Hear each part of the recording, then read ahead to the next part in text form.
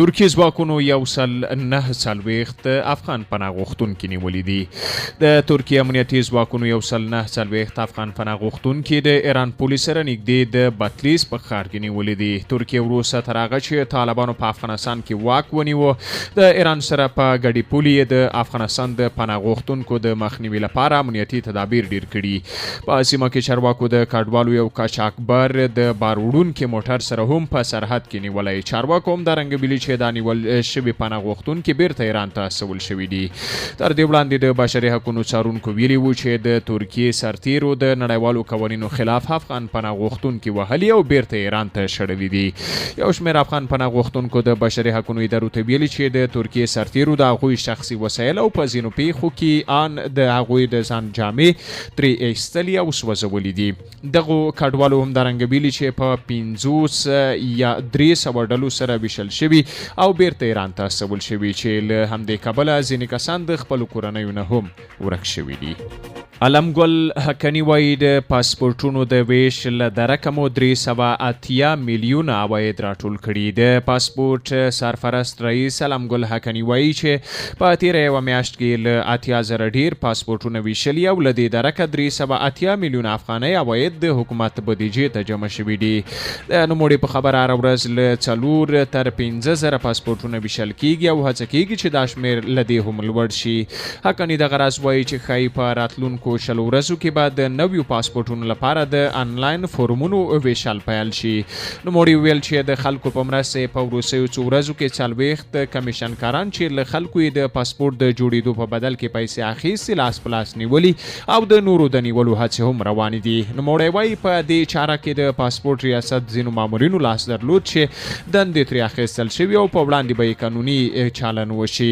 خلک وایي د پاسپورټ د اخیستلو پر مهال د خلکو ګڼه ګوڼه بې نوبتي د طالب وسلوالو لوري د خلکو وهل ډبول او دغلته د کمیشنکارانو موجودیت هغه ستونزې دي چې پاسپورټ اخیستل یې خورا ستونزمن کړي دي. د سلنګ لویه لار د بار وړونکو موټرو پر مخ وتړل شوه.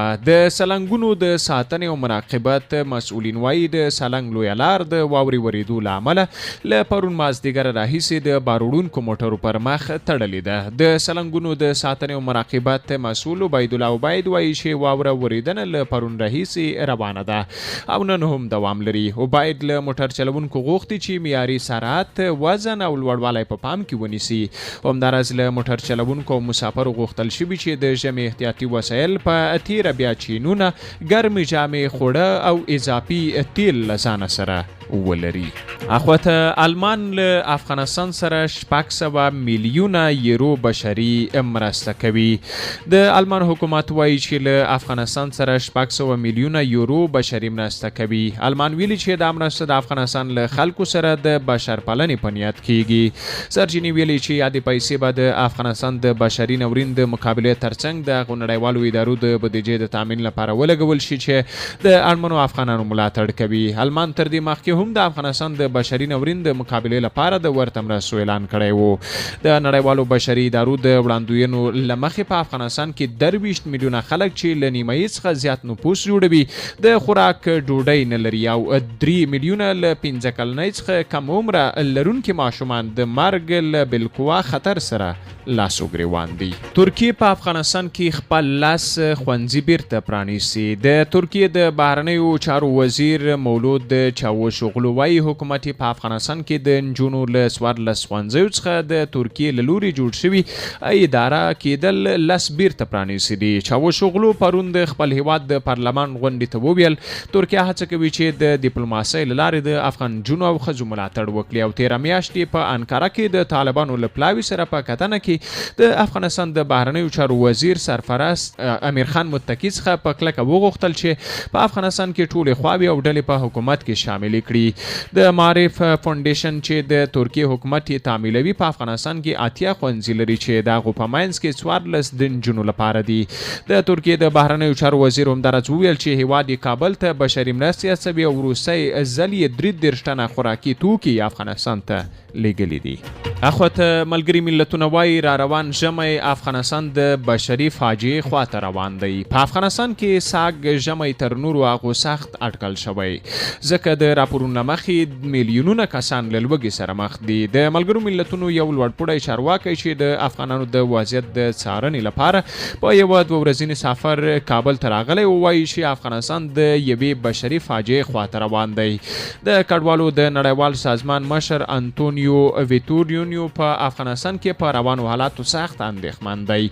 نوموړی وایي را روان ژمی به د خلکو ستونزې ډېرې شي. نوموړي ویلي پکار ده چې له اړمنو سره ژر تر ژره مرستې وشي. د ملګرو ملتونو د کډوالو نړیوال سازمان د یو شمېر له مخې دمګړی 5.5 میلیونه افغانان د اقتصادي، امنیتي او ټولنیزو ستونزو او ناخوالو په سبب له خپلو اصلي مینو کډه شوي دي.